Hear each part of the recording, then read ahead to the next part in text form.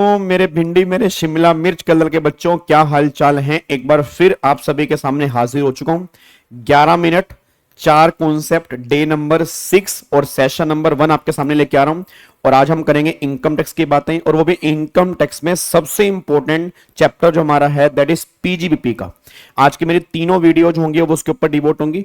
इस वीडियो में हम डेप्रिसिएशन की बातें करेंगे, अगली वीडियो में हम एक्सपेंडिचर अलाउड और डिसअलाउड की बातें करेंगे, उसे अगले वीडियो के अंदर मैं डिस्कशन करूंगा सेक्शन 40 जो बहुत इंपॉर्टेंट है। इन 3 वीडियो के अंदर पूरा का पूरा कॉन्सेप्ट हम रिवाइज करने की कोशिश करेंगे। आ जाओ। अब अगर मैं यहां पे डेप्रिसिएशन की बात करता हूं तो तुम सब जानते हो डेप्रिसिएशन जो है वो इनकम टैक्स में 3 तरह के हमारे सेक्शंस हैं डेप्रिसिएशन के। वो पहली बात आपको याद करने जरूरी है। ये पहली बात तो सेक्शन 1 ही है। सेक्शन 32 जो है वो हमारा डेप्रिसिएशन का है, बट 32 के 3 पार्ट हैं। एक तो 32(1)(1) और एक 32(1)(2) और एक 32(1)(2)(a। एक बार दोबारा बोलो, 32(1)(1), 32(1)(2) और 32(1)(2)(a। 32(1)(1) जो है वो हमारा इलेक्ट्रिसिटी कंपनी वाला है, जो पावर जनरेशन कंपनी है या पावर डिस्ट्रीब्यूशन कंपनी है या पावर ट्रांसमिशन कंपनी है, वो 32(1)(1) में एसएलएम मेथड वाला ऑप्शन ले सकती है। बट जो 32(1)(2) है और 32(1)(2)(a जो है, 32(1)(2) नॉर्मल डेप्रिसिएशन और 32(1)(2)(a जो है वो एडिशनल डेप्रिसिएशन है। बट याद कर, मैंने क्लास के अंदर भी कहा था कि एडिशनल डेप्रिसिएशन उन्हीं को मिलेगा जो नॉर्मल डेप्रिसिएशन के लिए 32(1)(2) को ऑप्शन लेंगे। 32(1)(1) अगर इलेक्ट्रिसिटी कंपनी एसएलएम मेथड वाला ऑप्शन लेके चलती है 32(1)(1) में, वो एडिशनल क्लेम नहीं कर सकती। बात समझ में आ रही है? मतलब एडिशनल अगर क्लेम करना है तो 32(1)(2) में आना पड़ेगा। 32(1)(2) के साथ तुम 32(1)(2)(a पढ़ सकते हो, 32(1)(1) के साथ तुम 32(1)(2)(a नहीं पढ़ सकते। एक बात और ध्यान सुनना, एडिशनल डेप्रिसिएशन जो है वो सिर्फ तब मिलेगा अगर आपने नॉर्मल रिजीम ली है। नॉर्मल का मतलब पुरानी रिजीम ली है, पुरानी का मतलब रेगुलर रिजीम ली है, तब जाके आपको 32(1)(2)(a मिलेगा। नहीं तो नॉर्मल डेप्रिसिएशन जो है वो दोनों स्कीम के अंदर मिलेगा, नॉर्मल स्कीम हो डिफॉल्ट स्कीम हो। बट एडिशनल सिर्फ जो मिलेगा वो नॉर्मल स्कीम वालों को मिलेगा, डिफॉल्ट स्कीम वालों को नहीं मिलेगा। ऐसा करते हैं, पहले एसएलएम मेथड वाला फंडा समझ लेते हैं। जब भी हम एसएलएम मेथड की बात करेंगे तो आपके साथ में 3 सेक्शन साथ में चिपक जाएंगे। अब 3 सेक्शन एसएलएम के साथ में कौन कौन से चिपकेंगे? एक तो हमारा 32(1)(1), साथ साथ रिकॉल करना, ये 11 मिनट का तभी फायदा है। 32(1)(1), फिर एक 32(1)(1), 32(1)(3 और उसके साथ में फिर हमारा होगा सेक्शन नंबर 41(2) और एक सेक्शन 50 कैपिटल ए। दोबारा से बोलो, एक तो हमारा साथ में आएगा 32(1)(1), 32(1) में साथ 32(1)(3), यहां पे 1(3) आएगा, फिर 41(2) आएगा और 50A आएगा। सर 32(1)(1) किसका है? ये एसएलएम मेथड का है। 32(1)(3) किसका है? ये टर्मिनल डेप्रिसिएशन का है। सेक्शन 41(2) किसका है? ये बैलेंसिंग चार्ज का है। और 50A किसका है? ये कैपिटल गेन का है। अब एसएलएम मेथड वाले केस में है क्या कि अगर कोई इलेक्ट्रिसिटी कंपनी है उसको डब्ल्यूडीबी ऑप्ट नहीं करना, वो एसएलएम ऑप्ट करे। एसएलएम में क्या होगा? हर साल डेप्रिसिएशन जो है वो तुम्हारा सेम रहेगा, ठीक है, उसमें कोई दिक्कत तो नहीं है। आपने एसएलएम पढ़ा हुआ है, फॉर एग्जांपल 50 लाख की एसेट है, 10% रेट है, हर साल 5-5 लाख रुपए तुम पीएनएल में डेबिट करोगे, इसमें कोई दिक्कत नहीं है। बट मुद्दा ही निकल कह रहा है कि अगर मान लो मैंने कुछ टाइम के बाद अगर एसेट बेच दी, उस केस में क्या होगा? लेट्स टेक एग्जांपल, 50 लाख की एसेट थी, हर साल 5-5 लाख रुपए क्लेम कर रहा था, 5 साल मैंने क्लेम किया तो 25 लाख का डेप्रिसिएशन मेरे को मिल गया, 25 लाख की वैल्यू भी मेरी बची है। अब मैंने क्या कर दिया, वो एसेट मैंने बेच दी। अब गवर्नमेंट कहती है सुन, अब तूने जितने की एसेट बेची, अगर वो तेरा सेल प्राइस तेरी डब्ल्यूडीवी से कम है, अच्छा मेरे डब्ल्यूडीवी कितनी बची है? डब्ल्यूडीवी बची 50 में से 25 लाख का डेप्रिसिएशन, मेरी 25 लाख की डब्ल्यूडीवी बची। अब अगर मान लो मेरा सेल प्राइस 20 लाख है, सेल प्राइस 20 लाख है, डब्ल्यूडीवी 25 लाख रुपए है, तो उसको आप लॉस नहीं बोलोगे, उसको बोलोगे टर्मिनल डेप्रिसिएशन। इट मींस अगर तुम्हारा सेल प्राइस तुम्हारी डब्ल्यूडीवी से कम है, जो बैलेंस बचेगा वो टर्मिनल डेप्रिसिएशन है, उसको पीएनएल में तुम डेबिट कर लो, कोई दिक्कत वाली बात नहीं। बट अगर तुम्हारी डब्ल्यूडीवी 25 लाख है और तुमने वो मशीन बेची 40 लाख की, तो 25 और 40 15 लाख रुपए का तुम्हें फायदा हो गया। इसको इनकम टैक्स में बैलेंसिंग चार्ज के नाम से टैक्सेबल करेंगे। सेक्शन 41(2), ये 15 लाख रुपए तुम्हारे हाथ में टैक्सेबल हैं, पीजीपी हेड में टैक्सेबल है और बैलेंसिंग चार्ज के नाम से टैक्सेबल है। बट अगर मान लो तुम्हारी डब्ल्यूडीवी बची 25 लाख की, तुम्हारी कॉस्ट कितनी थी? 50, 25 लाख तुमने क्लेम कर लिया, 25 लाख बचे और तुमने एसेट बेच दी 70 लाख की। अब 70 लाख की जब तुमने बेची तो तुम्हारी कॉस्ट कितनी है 50, तो कॉस्ट से ऊपर कितनी है 20 लाख, तो 20 लाख तुम्हारा कैपिटल गेन में जाएगा और जो बैलेंस तुम्हारा फायदा होगा वो तुम्हारा पीजीपी के अंदर टैक्सेबल होगा। ये बात आपकी एसएलएम वाले केस में निकल के आ रही है।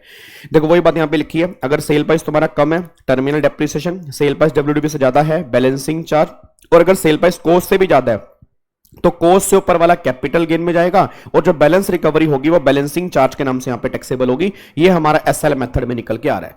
अगर मैं इलेक्ट्रिसिटी कंपनी एसएलएम मेथड लेती है तो वो एडिशनल डेप्रिसिएशन क्लेम नहीं कर पाएगी। सारे के सारे बच्चे कान खोल के सुन लो, ये तो हो गया एसएलएम। अब बात करते हैं एसएलएम के अलावा डब्ल्यूडीवी की। अब डब्ल्यूडीवी के लिए मेरे को लेना पड़ेगा 3212। अब 3212 जो है वो नॉर्मल डेप्रिसिएशन है। सर नॉर्मल डेप्रिसिएशन किसको मिलता है? हर एक पर्सन को मिलता है। ये सेक्शन इंडिविजुअल पर भी है, कंपनी पर भी है, फर्म पर भी है, सब पर है। और फिर ये हर एसेट पे है, चाहे वो टेंजिबल हो चाहे वो इंटेंजिबल हो, चाहे वो नई एसेट हो चाहे वो पुरानी एसेट हो। बस कुछ कंडीशन है। कंडीशन ये है कि इन एसेट को अपने बिजनेस और प्रोफेशन में यूज किया हो। इट मींस अगर पर्सनल यूज करूंगा तो पर्सनल यूज वाली एसेट की वैल्यू तो डेप्रिशिएट होती है, बट उस पर तुम इनकम टैक्स में डेप्रिसिएशन क्लेम नहीं कर सकते। एग्जांपल, तुम्हारे घर में एसी लगा है, पापा की दुकान पे एसी लगा है, पापा की दुकान वाले एसी पर आई कैन क्लेम डेप्रिसिएशन या your father can claim depreciation, but आपके घर वाले एसी पर your father can not claim depreciation. No doubt value दोनों की कम हो रही है, बट उस केस में डेप्रिसिएशन मिलेगा, इस केस में तुम क्लेम नहीं कर सकते। उसके बाद अब डेप्रिसिएशन जो हमें क्लेम करना होता है इनकम टैक्स में, वो किस वैल्यू पे क्लेम करते हैं? सर वो वैल्यू हमारी होती है डब्ल्यूडीवी। अब डब्ल्यूडीवी की वैल्यू पर हम क्लेम करते हैं और डब्ल्यूडीवी मेथड से क्लेम करते हैं। इनकम टैक्स में एसएलएम मेथड नहीं चलता। एक इलेक्ट्रिसिटी कंपनी वाले केस में ऑप्शन है, बाकी सब केस में ऑलवेज हम निकालेंगे वो डब्ल्यूडीवी पर निकालेंगे। और जो डब्ल्यूडीवी होगी वो किसकी होगी? ब्लॉक ऑफ एसेट की होगी। सिंगल एसेट मेथड हम फॉलो नहीं करते। ब्लॉक ऑफ एसेट का मतलब क्या होता है? सेम नेचर सेम परसेंटेज का एक ग्रुप बन जाएगा। मैं दोबारा बोलूंगा, सेम नेचर सेम परसेंटेज का एक ग्रुप बन जाएगा। तो जो सेम नेचर की एसेट होंगी सेम परसेंटेज की होंगी, उनका एक पूरा ब्लॉक बनाएंगे, उस ब्लॉक पर हम क्लेम करेंगे डेप्रिसिएशन। ये बातें हमारे 3212 के अंदर निकल के आती हैं। सर रेट क्या होंगे? रेट तुम्हें नॉर्मली क्वेश्चन में दिए होंगे, कुछ रेट आपको याद करने हैं। फॉर एग्जांपल मशीनरी का जनरल रेट जो है वो 15% है, ठीक है। बिल्डिंग का जनरल रेट जो है वो 10% है, फर्नीचर का 10% है, इंटेंजिबल का 25% है। फिर कंप्यूटर वाले केस में, लैपटॉप वाले केस में 40% रेट है, बुक्स वाले केस में 40% रेट है, फिर शिप वाले केस में 20% रेट है। तो मतलब अलग अलग रेट हैं। नॉर्मली वो तुम्हें क्वेश्चन में दिए होंगे, कुछ रेट बस हमें याद करके चलने हैं, बस ये पर ध्यान दो। अब बच्चा कह रहा है सर डेप्रिसिएशन मतलब कब निकालेंगे, किस साल से निकालेंगे? जब हमने परचेस की। नहीं, जिस भी ईयर में तुमने एसेट को पुट टू यूज किया होगा। दोबारा बोलूंगा, जब तुमने परचेस किया उस साल नहीं, तुमने पुट टू यूज किस साल किया? जिस भी ईयर में तुमने एसेट को पुट टू यूज किया होगा उस साल से तुम्हें डेप्रिसिएशन मिलना स्टार्ट हो जाएगा। सर कितना मिलेगा? नंबर ऑफ डेज के बेस पर मिलेगा? नहीं, इनकम टैक्स में नंबर ऑफ डेज वाला कॉन्सेप्ट नहीं होता। इनकम टैक्स में क्या कॉन्सेप्ट है? आपने इस साल एसेट को पुट टू यूज किया तो इसी साल तुम पूरी वैल्यू पर डेप्रिसिएशन क्लेम कर लो, कोई दिक्कत नहीं है। पर हां, अगर जो यूज तुमने किया अगर वो यूज लेस देन 180 डेज के लिए, मतलब जिस साल तुमने परचेस किया उसी साल में तुमने पुट टू यूज कर लिया और यूज किया लेस देन 180 डेज के लिए, तो डेप्रिसिएशन जो है फिर वो फुल नहीं मिलेगा, हाफ मिलेगा। हाफ का मतलब यह है कि अगर 15% है तो 7.5% मिलेगा, अगर 20% है तो रेट 10% मिलेगा। वो डिपेंड करता है कि पुट टू यूज कितने दिन के लिए। अगर put to use less than 180 days के लिए है तो हाफ रेट ऑफ डेप्रिसिएशन जो है वो तुम क्लेम कर पाओगे, फुल क्लेम नहीं कर पाओगे। बस ये पर ध्यान दो। एक बात और सुनना, ये हाफ वाला पॉइंट सिर्फ तभी एप्लीकेबल होगा कि अगर आपने परचेज एंड यूज अगर दोनों सेम ईयर में किए। अगर आपने परचेज यहां पर किया, यूज अगले साल किया और यूज किया लेस देन 180 डेज के लिए, तो उस साल जब डेप्रिसिएशन मिलेगा वो पूरा मिलेगा, हाफ नहीं मिलेगा।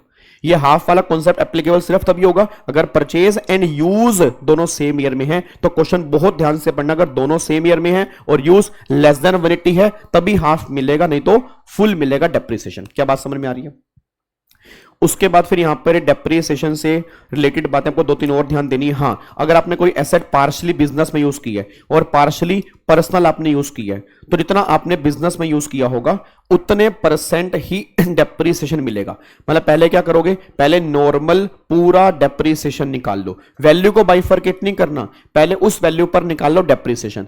फिर उस डेप्रिसिएशन के 2 टुकड़े करो, जितना बिजनेस में यूज करूंगा उतने का मिलेगा, जितना बिजनेस में यूज नहीं करूंगा उतने का नहीं मिलेगा। तो डेप्रिसिएशन को बाइफरकेट करना है, उस एसेट की वैल्यू को बाइफरकेट नहीं करना, बस ये पर ध्यान दो। तो पहले नॉर्मल निकालोगे, फिर जो नॉर्मल आएगा उतने परसेंटेज की वैल्यू निकाल दो, जो आपकी डेप्रिसिएशन जो है जो बिजनेस वाली है उतने का मिलेगा, बाकी का नहीं मिलेगा। ये डेप्रिसिएशन वाली मोटी मोटी बातें यहां पे निकल के आती हैं जो मैंने आपको बताई है। अब यहां पर पॉइंट आ गया एडिशनल डेप्रिसिएशन। अब एडिशनल किस पर मिलेगा, कैसे मिलेगा, किस रेट से मिलेगा, कितने परसेंट से मिलेगा, एक्चुअल कॉस्ट का मिलेगा, डब्ल्यूडीवी का मिलेगा, नॉर्मल स्कीम मिलेगा, डिफॉल्ट स्कीम के अंदर मिलेगा, और किस किस पे नहीं मिलेगा, ये सारी बातें अगली वीडियो तुरंत आधे घंटे के बाद आपके सामने आ रही है, उसको देख लेना, उसमें सारी बातें और क्लियर होंगी। थैंक यू सो मच, जय Hind, God bless you, love you all, thank you so much.